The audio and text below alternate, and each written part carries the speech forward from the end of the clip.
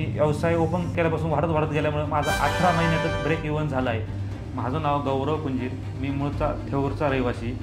माझा जन्म शेतकरी घरातच झाल्यामुळं मी हडपसरला कॉलेजला आलतो।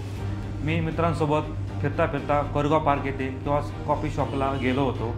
तर तिथे तुम्हाला काय सांगू, एक नंबर कॉफीची टेस्ट, प्राईस आणि सर्व्हिस आवडली मला।